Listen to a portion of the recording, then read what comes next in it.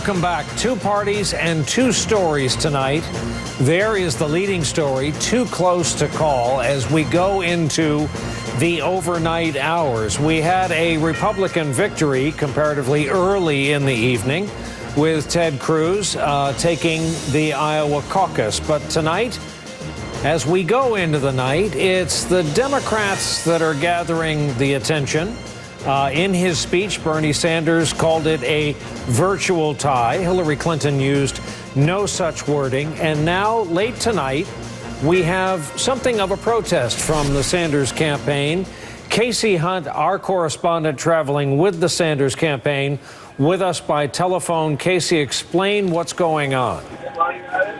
Brian, good evening. We just got off of the bus that brought us over here. We're about to board the Sanders charter to New Hampshire, but there's some concern bubbling about 90 precincts. The Sanders campaign received late word tonight that the Iowa Democratic Party did not staff 90 of these precincts, and they were the party was in touch with them, and essentially, and now this is on background from campaign aides, that they are being asked to help with the count. And of course, it's not clear exactly what that means. The Sanders campaign is not clear on what they're being expected to contribute, whether or not this count will be done fairly.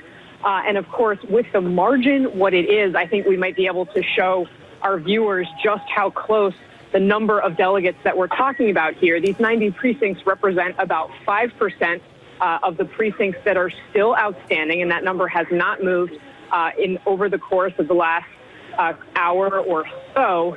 And of course, with the race potentially for these delegates down into the single digits, if we have about 1,400 delegates to distribute, single digits under 10, it's just a remarkably close margin. And so the Sanders campaign at this point feels as though there's no way to know whether or not all of this is being done fairly and above board. And they say privately that they were unaware that the Iowa Democratic Party was not staffing these 90 precincts going into this evening, Brian. I'm going to jump in here just for a second, Casey. It's Rachel in the studio.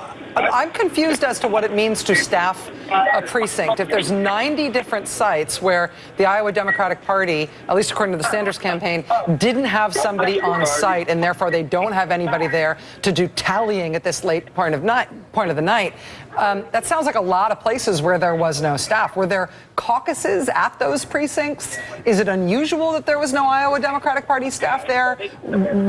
This assertion seems like a big one.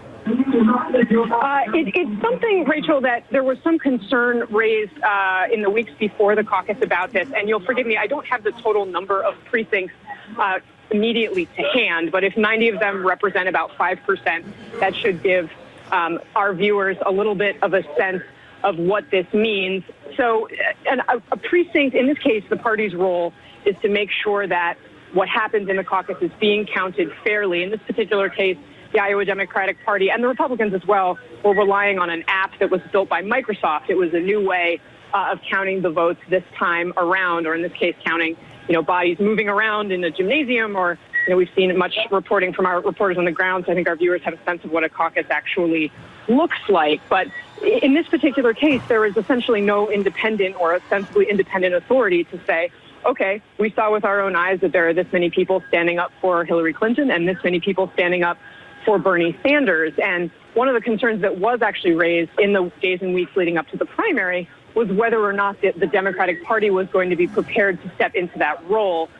But it was not clear to the Sanders campaign the extent of it or whether or not it was actually going to happen, that the party itself would not be prepared to do this. Now, of course, the campaigns themselves, this is what they focus so much of their energy and effort on, making sure that they have a precinct captain in every place whose job it is to essentially make sure that they're keeping track of all of this information.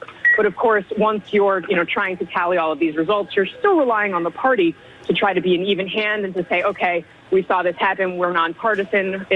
Nonpartisan is not quite the right word in this particular case, but we do not have a dog in the fight.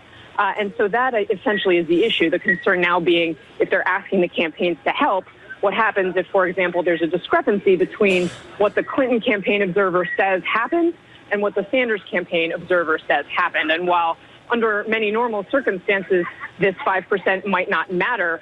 In this particular case, it could matter a lot. Wow. Casey Hunt, we'll let you go. We know it is difficult to board a plane from a bus while accurately reporting, and a plane full of very tired people winging their way east. They've already lost an hour, of course, as they take off. Let's go to Steve Kornacki. Steve.